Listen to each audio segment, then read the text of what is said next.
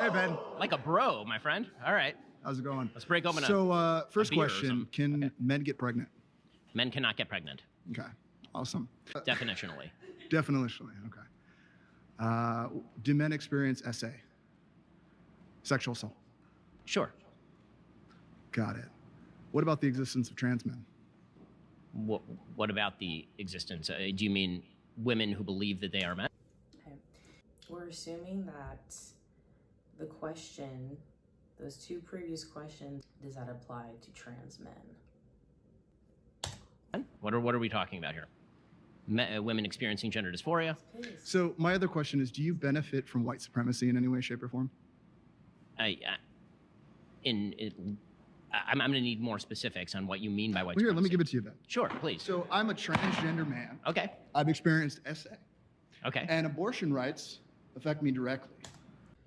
Because there's no legislation, in the history of America, that legislates a man's body. I've got a vagina. I'm not interested in what your genitalia are. Clearly you are. I mean, it's all over everything you make, buddy. I think you can read on my face that I radically am not. I think you can read. You know what's really funny about the fact that Ben Shapiro does, in fact, talk about not explicitly and not personally and not individually direct. Obviously, he doesn't call out names in a crowd or an audience and decides to comment on their genitalia, but he does have this common pattern, this rhetoric of revolving the conversation around trans people, trans folk, and their genitalia, using that as, I guess, a form of reasoning, an excuse really to back up his claims that most people who experience being trans are actually just experiencing this false want or desire based off of an illness that he says is gender dysphoria.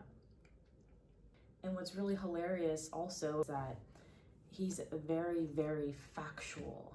He's factually, I guess, motivated in a way, the way that Ben Shapiro speaks in his rhetoric. It's very science-based, or that at least that's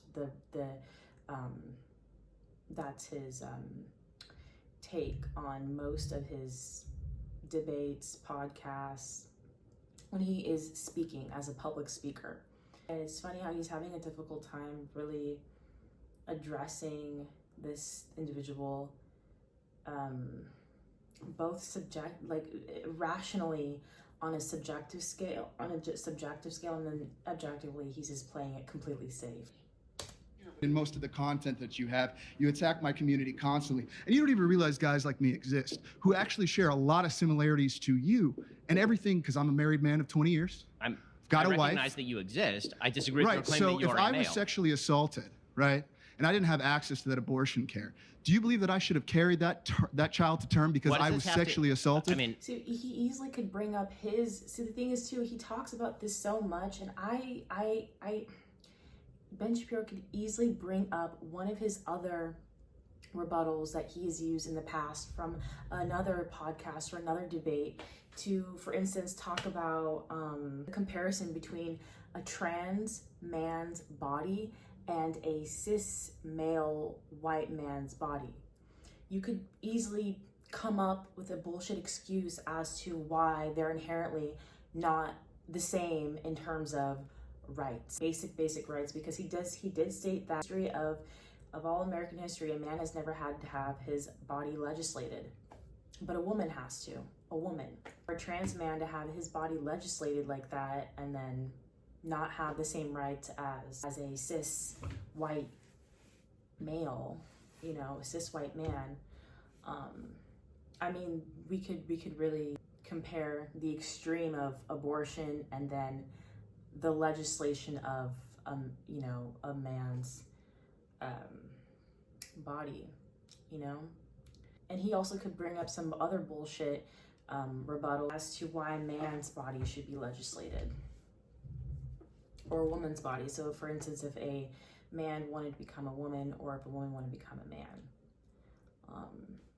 that would imply a lot of hypocrisy. Because as a transgender man, I have seen your side of the entire political debate, never ever having the conversation of what an American freedom is. Because why am I not allowed to live my American freedom as a man?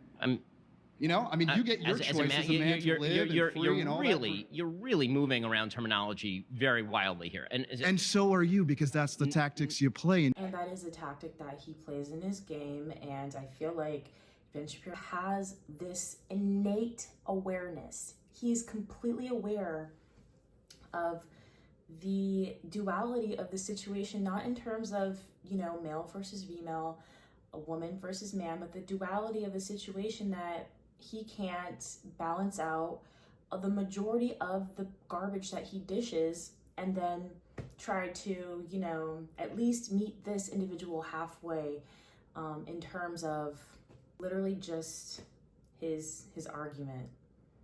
I mean, he's not, and it's kind of sad. He's not even really arguing back. Tactics to understand that, in a sense, him not speaking, it is a tactic in itself. The entire time you jump from one subject to the next. You speak so fast, and I know how you work. So how does it feel to have it in your face? Oh, well, I'm sick and tired of the shit that you have put against my community, especially Black trans women, because you constantly disregard all of our needs and then use us politically as a pawn when we're one. The lack of acknowledgement is just, it shows the amount of respect that he is willing to not put the effort in to give, to show. Including my entire community and the intersectionalities of Black women, men that experience SA, trans people, everyone that comes in. And I'm so sick of the idea that you can come in with this bravado that you're this big guy that knows things because you can talk fast, you have statistics. Right, so he states, one last thing, he states how Ben Shapiro does use a lot of individuals as this objective topic to use for essentially his whole career. So it's just completely unfair for this individual to go through this experience of being aware himself that Ben Shapiro talks so manipulative, persuasive to either create this audience that fits his agenda or to really change the minds of a wide audience. He's just so blank on a human level. There's nothing there. It sucks because in a way this is him playing devil's advocate to really uphold and maintain and sustain what he's been doing for years now. I don't think I've ever seen someone come up to a public speaker who has the rhetoric and the point of view that they have and tell them, I'm aware that you're trying to persuade me this way. I'm aware that you're trying to persuade others around me. It's hurting me. I don't like it.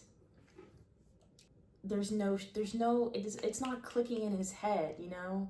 This individual seems very, very confident, very strong in his point of view. I mean, he's matching his energy. This man has been putting out for years now. There's no acknowledgement.